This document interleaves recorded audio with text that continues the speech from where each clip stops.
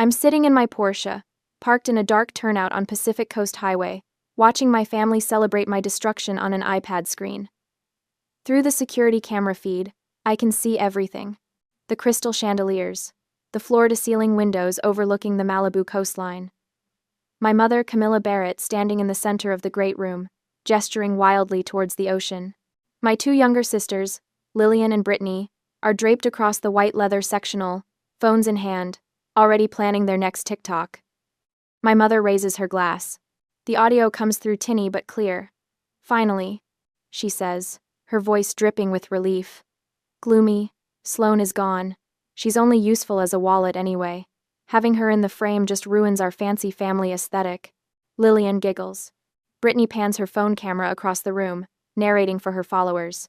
"So this is our new $25 million Malibu mansion, guys. Ocean views, infinity pool, pure luxury. Our mansion." I should feel something. Rage, maybe. Heartbreak. Instead, there's just this cold, crystalline clarity settling into my chest. They think I bought this place. They think the paper Mom snatched from the Elite Stays butler's hands, the one she signed without reading, because she doesn't do the small print, was a deed transfer. They think they just conned me out of a $25 million glass palace on the Pacific. They're wrong. I paid exactly $45,000 out of my own pocket to rent this house for 2 nights. A test. A final, expensive experiment to see if there was anything left worth saving in this family. The paper my mother signed so eagerly? That wasn't a deed. It was a rental agreement and liability waiver. She personally accepted full responsibility for any and all damages to the property. And right now, Sheriff Ford is about 15 minutes out. I zoom in on the screen. Mom is pointing up at the locked glass cabinet containing the crown jewel of the house's collection, a bottle clearly marked "Display Only." I shift the car into drive and pull back onto PCH, heading east. Away from the ocean, away from them, toward Hidden Hills. Toward my real home, a $12 million estate they will never, ever set foot in. To understand how I ended up here, watching my family through a surveillance feed like some kind of corporate spy, I need to rewind about 6 hours. This morning, I woke up in my Hidden Hills sanctuary for the first time as its owner. The escrow had closed 3 days earlier. $12 million. 5 bedrooms, valley views, an infinity pool that seems to pour into the Santa Monica Mountains. Gated, private, quiet, everything Malibu isn't. I bought it in secret. Didn't tell my family. Didn't post about it. For the first time in my adult life, I kept something precious away from their grasping hands. You have to understand I've been the family life fund since I made my first million at 26. I'm 32 now. 6 years of watching my bank account drain to fill theirs. 6 years of credit card bills for Brittany's Revolve hauls and Lillian's Coachella VIP passes. 6 years of covering Mom's Botox appointments and Dad's gambling debts that he thinks nobody knows about. I built my wealth through brutal work, a tech consulting firm that I grew from nothing, sleeping 4 hours a night, skipping meals, turning myself into a machine that generated money. And somewhere along the way, I became useful only for what I could provide. Not a daughter, a wallet. But deep down, and I hate admitting this, I'm still that little girl who wanted her mother's approval. Who wanted her sisters to include her instead of mock her. Who wanted her father to stand up for her just once. So I designed one final test. I told them I'd bought the Iron Palace. That's what the real estate listings called the Malibu property. A $25 million architectural marvel. All glass and steel and obscene ocean views. I invited them for a weekend housewarming celebration. I lied. Instead, I'd booked it through Elite Stays, an ultra-luxury rental service that caters to billionaires and celebrities who want to pretend own property for Instagram purposes. 2 nights. $45,000. Chump change compared to what I've spent on them over the years, but this time, it was an investment in truth. I would watch how they behaved when they thought I'd given them everything. I would see if money could finally buy me their love, or if I'd been fooling myself all along. Spoiler alert, I was fooling myself. The sun was just beginning to dip toward the water when we arrived at 6 p.m. The gate code worked perfectly. The circular driveway was lit with those trendy Edison bulbs strung between palm trees. The house rose before us like something from Architectural Digest, planes of glass reflecting the sunset, the Pacific crashing against the rocks below. Mom actually gasped. Lillian immediately started filming. I felt a flicker of something. Hope, maybe. That childish, stupid hope that this moment might bring us together. Then the butler emerged. His name was Marcus, according to his name tag. Impeccably dressed in a black suit, holding an iPad in a leather portfolio. Professional. Courteous. "Good evening, Miss Barrett," he said, nodding to me. "Welcome to the Iron Palace. I'll need to complete the digital check-in process before I can hand over the keys." He opened the iPad, screen glowing. "I need the homeowner's signature to confirm the handover and acknowledge the terms of your stay." I reached for it. My mother's hand cracked across my wrist like a whip. "Let Mom do it," Camilla said, her voice sweet but her grip iron. She snatched the iPad from Marcus's hands. "You're just the one paying, sweetie. But I'm the roof. I'm the one who decides everything here. My name goes on the papers."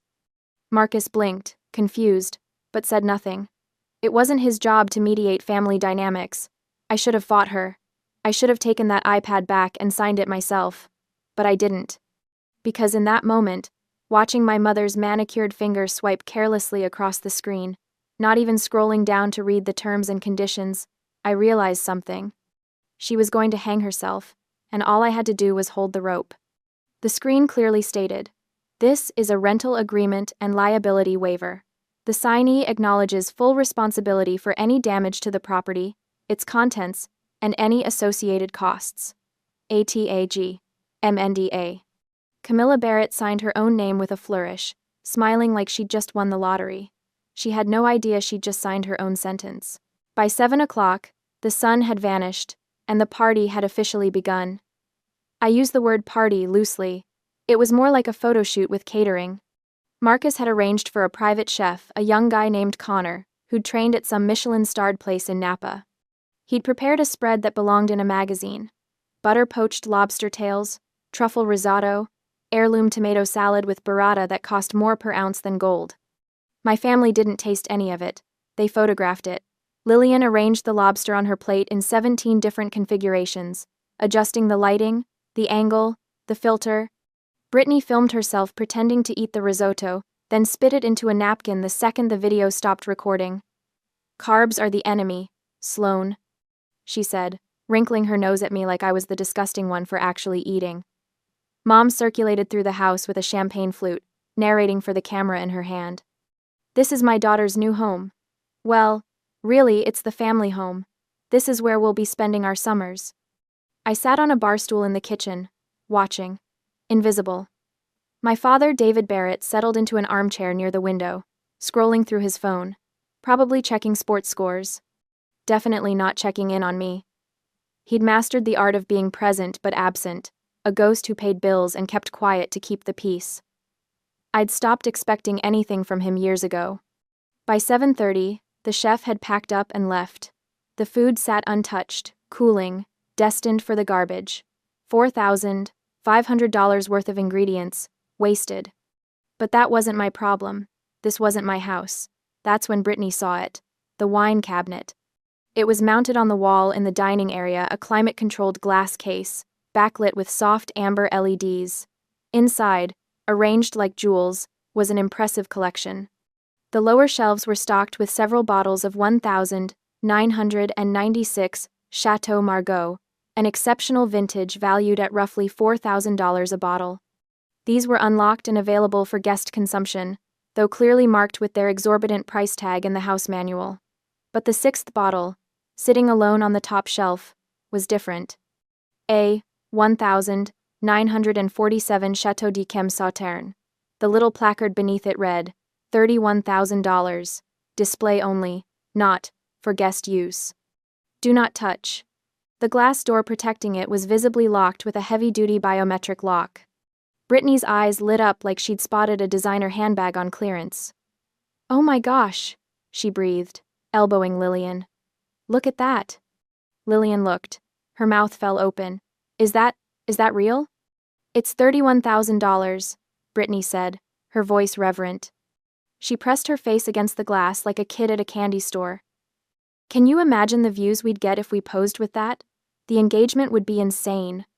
I felt something tighten in my stomach. "You can't touch that bottle," I said. 3 heads swiveled toward me. Mom, Lillian, Brittany. 3 identical expressions of annoyance, like I was a mosquito that had buzzed too close. "Excuse me?" Mom said, her voice crystallizing into that particular tone she used when she was about to put me in my place. "That bottle isn't for us," I said, keeping my voice level. "It's display only. It's not part of the rental agreement." This was true. I'd read the contract. Carefully. 3 times. Section 7. Paragraph C. Display items marked as such are not included in guest usage, and remain the property of the homeowner. Mom had not read the contract. She'd signed it and handed the iPad back to Marcus without a second glance. "Sloan, honey," Mom said, her smile tight and condescending. "This is our house now. Everything in it belongs to us. Stop being so paranoid." "It's not our house," I said quietly.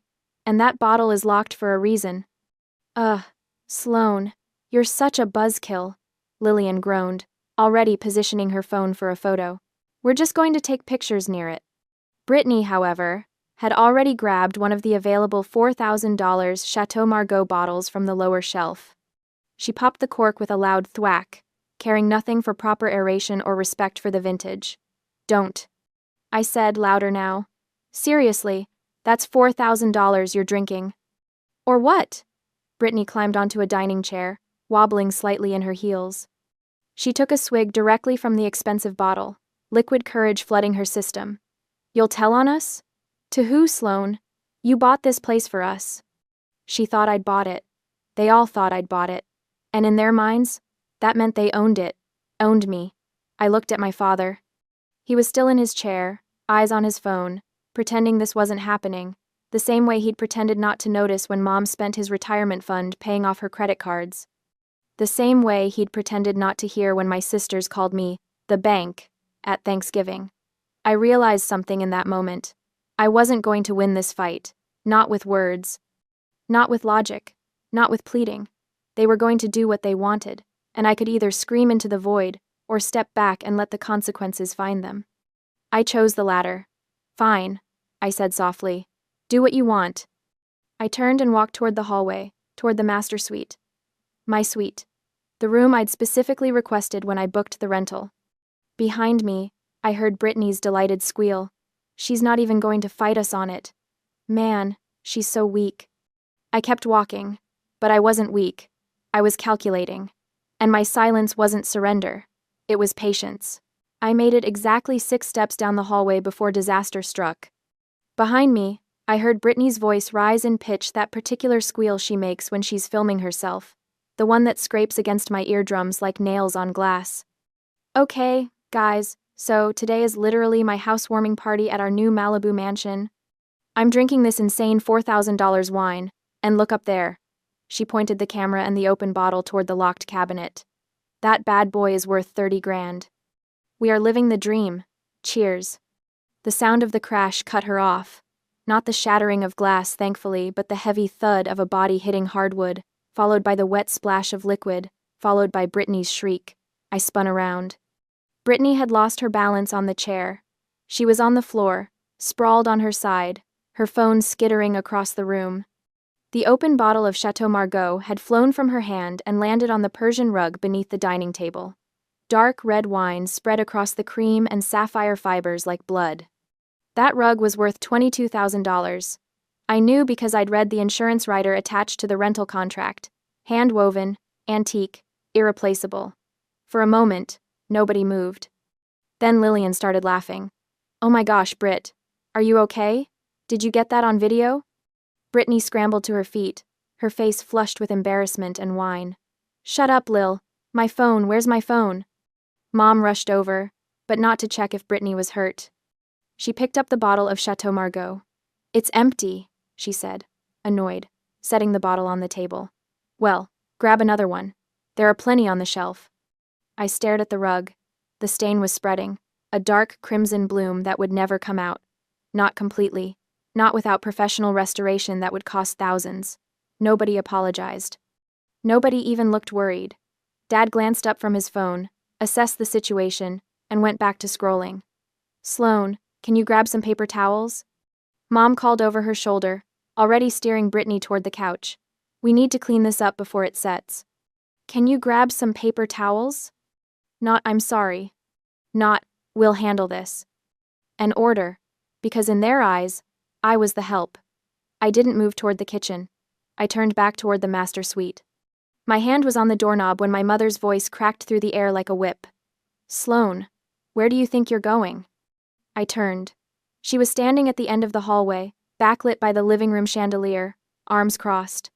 To my room, I said. That's not your room, she said simply. I blinked. What? The master suite has the best views, Mom said, walking toward me with that confident stride she uses when she's about to take something from me. Lillian and Brittany need it for their content. You know how important their platforms are. They have followers who expect a certain aesthetic. I stared at her. This is my house. And we're your family, she said, her voice sugary. Family shares. You don't even use social media, Sloane. You wouldn't appreciate the view the way they would. There's a perfectly nice guest room downstairs. You'll be comfortable there. She said it like she was doing me a favor. Like I should be grateful. I felt something crack inside me. Not break that had happened years ago. This was different. This was the moment when the last thread of obligation, of hope, of that pathetic desire for their approval, finally snapped clean. Fine, I said. Mom blinked, surprised I hadn't fought her. Really? Really, I said. I'll take the guest room. Her smile was triumphant. I knew you'd understand, sweetheart. You're so practical. She turned and called down the hallway. Girls! The master's all yours. Lillian and Brittany came running, squealing like children on Christmas morning, grabbing another bottle of the $4,000 wine as they went.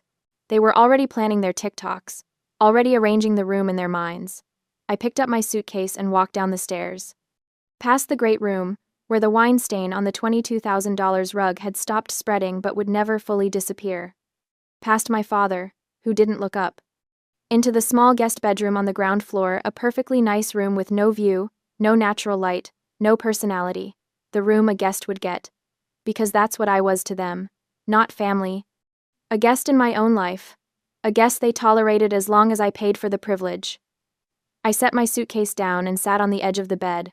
And I felt calm, eerily, unsettlingly calm. Because my mother had just made a critical miscalculation. She'd kicked me out of the master suite, thinking she was asserting dominance. But what she'd actually done was hand me the ultimate freedom. I no longer owed them anything. Not my patience, not my money, not my silence. The countdown had started the moment Mom signed that iPad. But this was the moment I decided to push the button. I pulled out my phone and opened my messages. Typed, Jane, call me when you can. It's happening. Then I walked out to my car to get the rest of my things.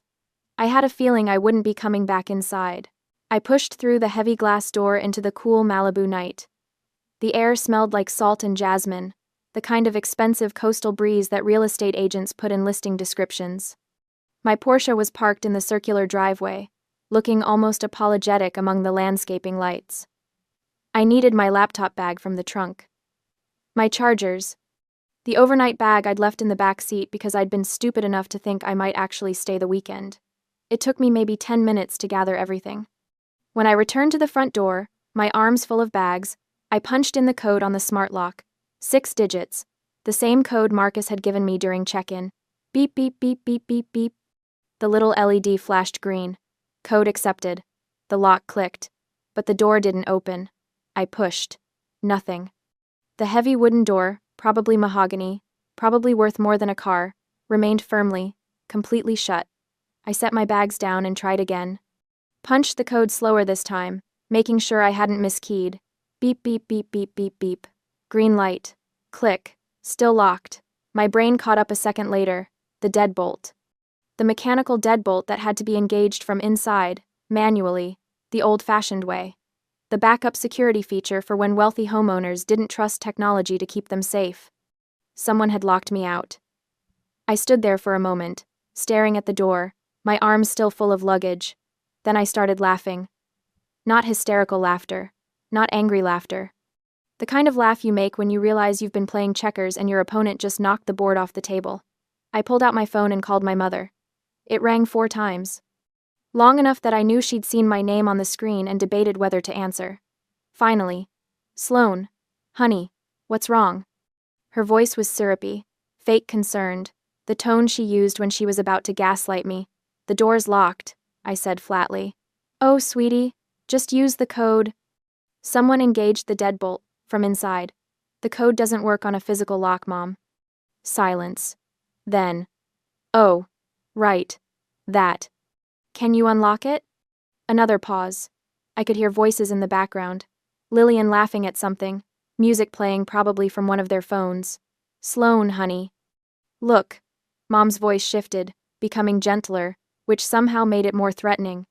"We need some private family space for bonding family feelings. Your energy lately has been so negative. It scares your sisters. They need to feel safe and happy here." I closed my eyes. "So you're kicking me out?" "Don't think of it like that." Mom's voice brightened with false cheer. "Think of it as, we're giving you space too. You're always so stressed, working all the time. Go back to your apartment, get a good night's sleep. Come back tomorrow morning to help us clean up. We'll have breakfast together. As a family, doesn't that sound nice? Come back to clean up. Not to celebrate, not to spend time together, to clean up their mess. We love you, honey," Mom added, and I could hear the smile in her voice. "Bye now." Click. The call ended. I stood there in the driveway, phone in hand, listening to the distant crash of waves against the rocks below. That fake sweet tone, that passive-aggressive "we love you," tacked onto the end like a participation trophy, was somehow worse than if she'd just screamed at me to leave. At least screaming would have been honest. This was cruelty dressed up as care. I looked back at the house. Through the floor-to-ceiling windows, I could see them.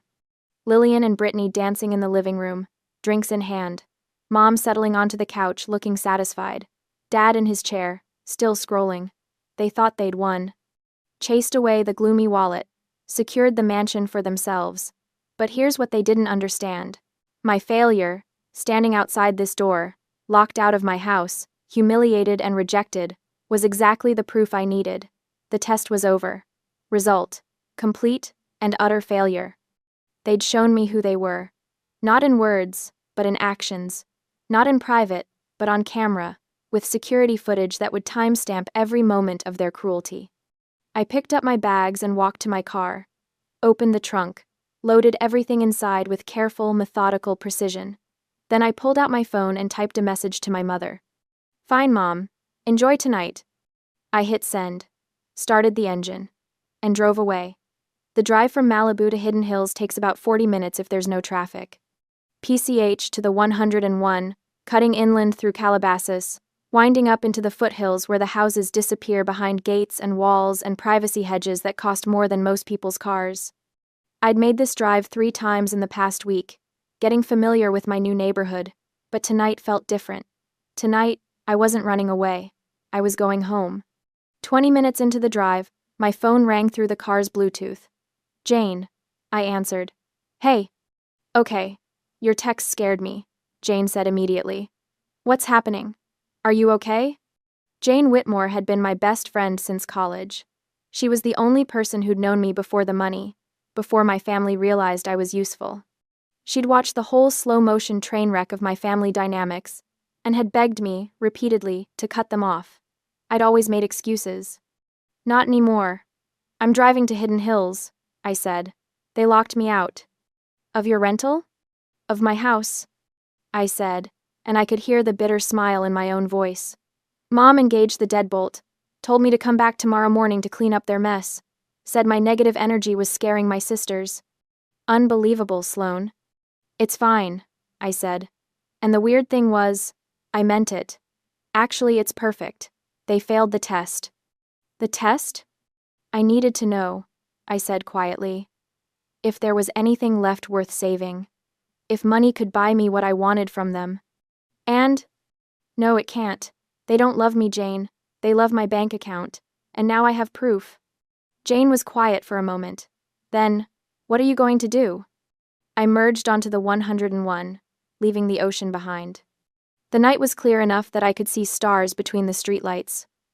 "I'm going to cancel the reservation," I said. And watch what happens. Sloane. Jane's voice was careful. Are you sure? I've never been more sure of anything in my life. Okay, she said. Then I'm proud of you. Don't be proud yet, I said. Wait until you see what happens next. I hung up as I took the exit for Hidden Hills. The streets up here don't have streetlights, just the glow of security lights behind gates, the occasional sweep of headlights from another luxury car. I pulled up to my gate and entered the code. The iron bars swung open silently, welcoming me home. My $12 million sanctuary, 5 bedrooms, valley views, an infinity pool that glowed like a sapphire in the dark, and not a single person here who could tell me I didn't deserve it. The house was dark when I pulled into the garage. I'd left at noon, when the sun was still high and the whole day had felt full of terrible possibility. Now it was past 9 in the evening, and I was returning to silence. Perfect, blessed silence. I unlocked the door from the garage into the kitchen. Chef's kitchen, marble countertops, appliances that cost more than some people's cars. I'd barely used it yet. Hadn't even had time to stock the fridge properly, but I wasn't hungry. I walked through the kitchen into the living room and stopped. The view. And the view. Floor-to-ceiling windows looking out over the valley. The lights of Los Angeles spread out below like someone had spilled a jewelry box across black velvet. The Santa Monica Mountains rising dark against the sky. Quiet, private, mine, everything Malibu isn't. I poured myself a glass of wine, not a $4,000 bottle, just a decent Napa cab from my own collection, and sank into the Italian leather sofa that faced the windows. Then I pulled out my iPad. The Elite Stays app was already open. I'd logged in during the drive, hands-free, using voice commands. My reservation sat at the top of my dashboard. The Iron Palace, Malibu, 2 nights, $45,000. Beneath it, check-in complete. Guest currently in residence. There was a button at the bottom of the screen. Red, labeled clearly, cancel reservation, emergency termination. I'd read the terms of service 3 times before booking. I knew exactly what that button did. The moment I pressed it, the reservation would be voided. My family would instantly transition from guests to trespassers. The property management company would be notified. Security would be dispatched. And because my mother had signed the liability waiver because she'd put her name on that iPad screen without reading a single word, she would be personally, legally responsible for every consequence that followed. I took a sip of wine, thought about every credit card bill I'd paid, every shopping spree I'd funded, every time I'd been called the bank or the wallet or just ignored entirely. I thought about being kicked out of the master suite in my own supposed house, about being locked out and told to come back to clean, about my mother's voice. We love you, honey. Bye. I pressed the button. The screen flashed. Are you sure? This action cannot be undone. I selected yes. Reason. Guests are violating contract terms, causing property damage, and engaging in destructive behavior. The app processed for maybe 3 seconds. Then, reservation canceled. Property management and security have been notified. Thank you for using Elite Stays. Done. I set the iPad down and picked up my phone. Found the number for Wagner Properties, the management company that handled the Iron Palace for its owner, real estate billionaire Richard Wagner. A man answered on the second ring. Professional. Clipped. Wagner Properties, secure line. This is Sloane Barrett, I said. I just canceled my reservation at the Iron Palace. Confirmation number Delta 7739. Yes, Miss Barrett, we received the alert. Can you confirm the reason for cancellation? The other guests my family are damaging the property. They spilled a $4,000 bottle of wine on the Persian rug in the dining room. They've been drinking heavily and are out of control. I tried to stop them, but they locked me out of the house. I understand, Miss Barrett. We're dispatching our security team immediately. We'll also notify local law enforcement to assist with the eviction. Do you feel you're in physical danger? To know. No, I said. I left. I'm safe. But they're still inside, and they're not going to leave voluntarily. Understood. We'll handle this. You should receive documentation of all damages within 24 hours. Is the contact information on file still current? Yes. Thank you for reporting this promptly, Miss Barrett. We'll be in touch. He hung up. I set my phone down next to the iPad, took another sip of wine, and waited. The cameras were the final piece. When I'd booked the rental, I'd requested temporary access to the security system, a common feature for high-end properties. The feed was on a separate app, time-limited to the duration of my stay. I opened it. 6 camera angles appeared on my screen, arranged in a grid. I could see everything. My family was in peak celebration mode now. The timestamp read 9:17 p.m. The coffee table was a graveyard of empty wine bottles. By my count, they had consumed 5 of the $4,000 Chateau Margaux bottles and were currently pouring a 6th. The $31,000 bottle in the locked cabinet remained untouched, but they were taking selfies in front of it, posing like royalty. At 9:31 p.m., headlights appeared in the driveway feed. 2 vehicles, a black SUV with Wagner security on the side, and a sheriff's cruiser. I leaned forward, wine glass forgotten. This was it. The security team reached the door, first 2 men in suits, professional and calm. One of them rang the doorbell. I switched to the interior camera with audio. The doorbell chimed through the house. Lillian looked up, confused. Who on earth is that? Probably Sloane, Brittany said, laughing, her speech slurring, coming back to beg. Mom stood, smoothing her hair, already preparing her dismissive speech. She opened the door and froze. Sheriff Ford stood behind the security team, hand resting casually on his belt. His expression was granite. "Evening, ma'am," the lead security officer said. "Are you Camilla Barrett?" Yes? What is this about?" "Miss Sloane Barrett has canceled the rental agreement for this property and filed a report of contract violations and property damage. This residence is now closed. We need everyone to vacate immediately." Mom's face went through about 5 different emotions in 3 seconds. Confusion, disbelief, anger, fear. She landed on indignation. "This is ridiculous," she snapped. "My daughter bought this house. We're not going anywhere." "Ma'am," the security officer said, his voice formal, "this rug is a hand-woven Persian antique valued at $22,000. It's been severely damaged." And looking at the table, he gestured to the rows of empty bottles. "You've consumed over $20,000 worth of private stock." Sheriff Ford's expression didn't change, but I could see his jaw tighten. He turned back to the living room. "Everyone needs to exit the property immediately. You have 5 minutes to gather your personal belongings, wallets, phones, keys only. Everything else stays." "This is insane." Mom was screaming now, her composure completely shattered. "My daughter is playing some kind of sick game. She invited us here. She bought this place." "Ma'am, I have the rental contract right here." The security officer held up a tablet. "Signed by you at 6:14 p.m. this evening. You acknowledged the terms, including the clause about liability for damages. You're listed as the responsible party." "I didn't. I thought I was signing. She told me she bought it." "That's between you and your daughter, ma'am. Right now, you're trespassing in a private residence." Brittany was still holding her phone, recording everything with shaking hands. "This is entrapment! This is illegal!" "Miss, put the phone away or I will confiscate it as evidence," Sheriff Ford said. "Evidence of what? We didn't do anything." "Property destruction, public intoxication, trespassing, and if you don't put that phone down in the next 3 seconds, we'll add obstruction of justice." Brittany, emboldened by the alcohol and her own entitlement, stepped forward. She shoved her phone camera practically up Sheriff Ford's nose. "I'm live streaming this. Say hi to my followers, you fascist." "Miss, step back," Ford warned. "Make me," Brittany sneered, and then she made a fatal mistake. She shoved him. It wasn't a hard shove, but her hand made clear physical contact with his chest. Sheriff Ford moved fast. He grabbed Brittany's wrist, twisting it behind her back in one fluid motion. The phone clattered to the floor. "Hey, that's assault," she shrieked. "That's battery on a law enforcement officer," Ford corrected. "You're under arrest." Lillian started screaming. "You can't arrest her, she didn't mean it." She lunged forward, trying to pull the officer's arm off her sister. The second security officer intercepted her smoothly. "Miss, stay back." "Don't touch me," Lillian screamed, thrashing against him. "That's enough," Ford said.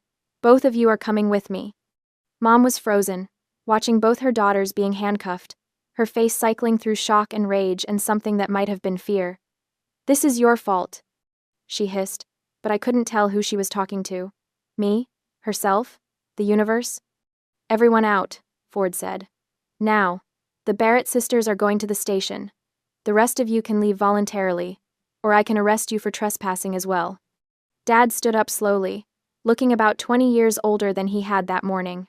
Camilla, he said quietly. We need to go. This isn't over, Mom said, but her voice cracked. Sloan can't do this to us. We're family.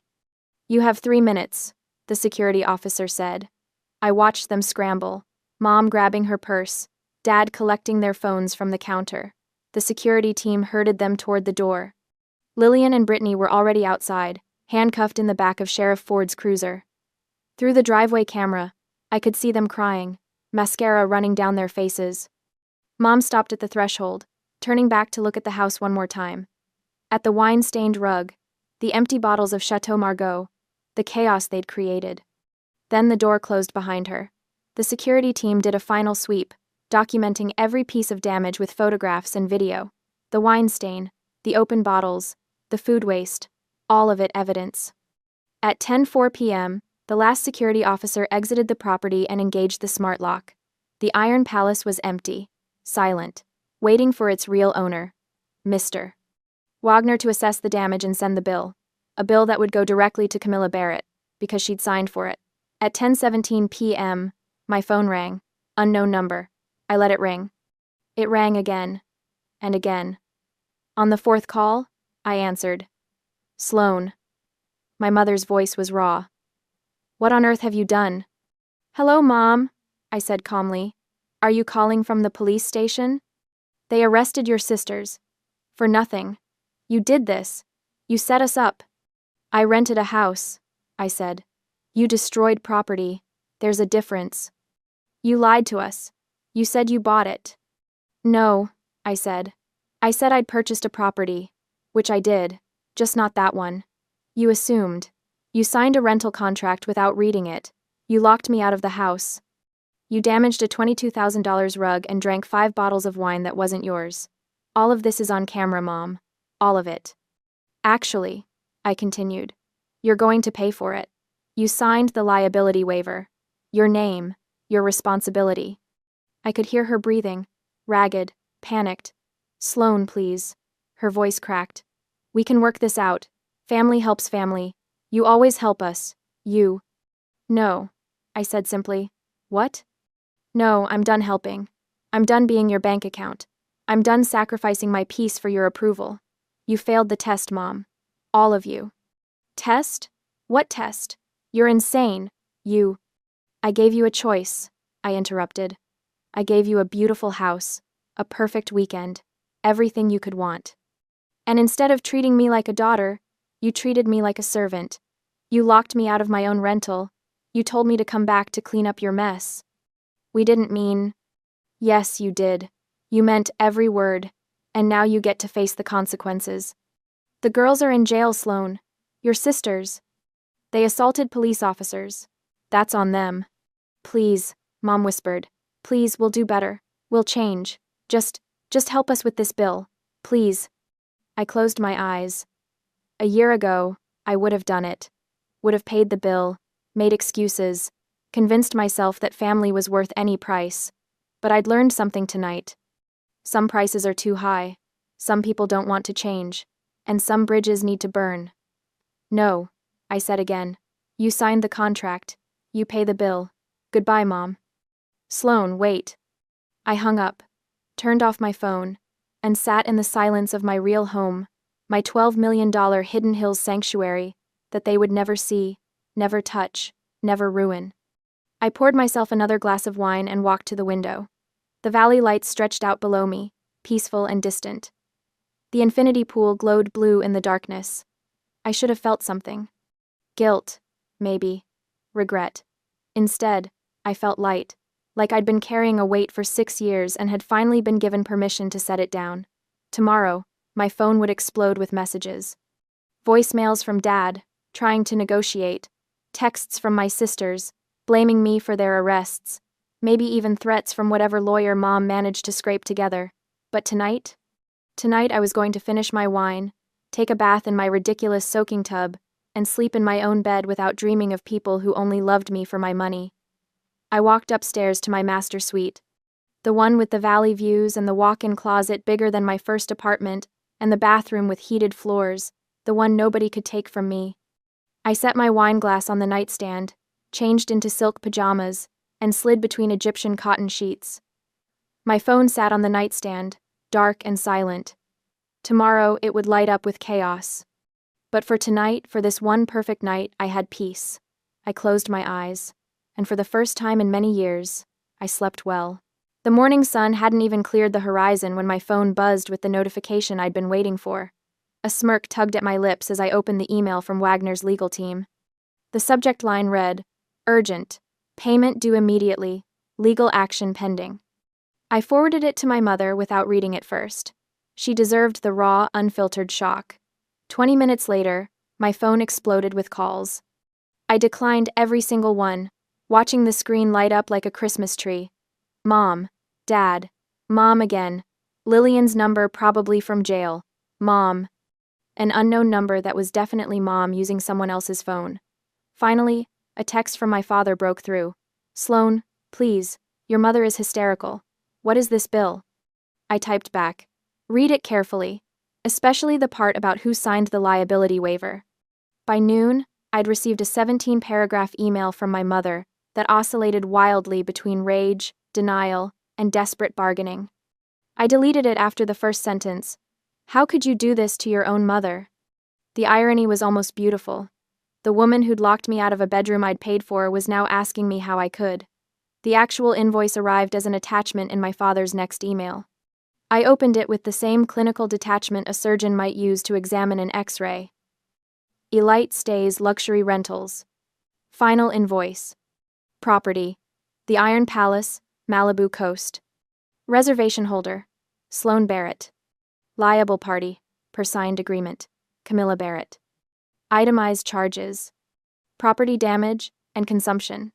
Consumed and spilled wine, 5.5 bottles ex Chateau Margaux, $1,996, at $4,000, $22,000. Persian rug replacement. Irreparable wine stain, 18th century Tabriz, $22,000. Subtotal, property damage, $44,000. Restoration and cleanup. Special cleaning services, emergency call-out, $8,000. Furniture repair and refinishing, $7,000. Subtotal, restoration, $15,000. Legal and administrative. Contract violation penalties, $25,000. Security dispatch and emergency response, $15,000. Legal processing and court filing fees, $10,000. Subtotal, legal and admin, $50,000. Total amount due, $109,000. Payment required within 72 hours. Failure to pay will result in civil litigation and asset seizure. I read it 3 times, verifying every number against my mental calculations. Perfect. Absolutely perfect. The final paragraph made my smile widen. Please note that the Barrett family has been permanently blacklisted from all Elite Stays properties nationwide. This decision is final and non-negotiable. My father called that evening. I almost didn't answer, but curiosity won. Sloan. His voice sounded 20 years older. We had to withdraw from our retirement account. Do you understand what you've done? I leaned back against my kitchen counter, the real one, in my real house, the one they'd never see. I spent $45,000 trying to do something nice for people who couldn't even pretend to be grateful for 4 hours. You tell me who did what to whom, Dad. Your mother signed that paper because she was trying to help. She signed it because she wanted control. I interrupted. She wanted to be in charge, to be the one responsible for the big, fancy house her daughter rented. Well, congratulations. She got exactly what she wanted. Silence stretched between us like the miles separating Malibu from Hidden Hills. Don't call me again, I said softly. Not unless you're ready to admit what really happened that night. I hung up before he could respond. 3 weeks later, I posted the photo. The infinity pool glowed turquoise against the amber sunset, valley lights beginning to twinkle in the distance below. I was stretched out on a lounger in my favorite white sundress, wine glass in hand, the very picture of serenity. The caption was simple: "Home is where the peace is." Within an hour, the comment appeared. A fake account, BeachBabe2847, but I recognized Lillian's distinctive typing style, random capitals and all.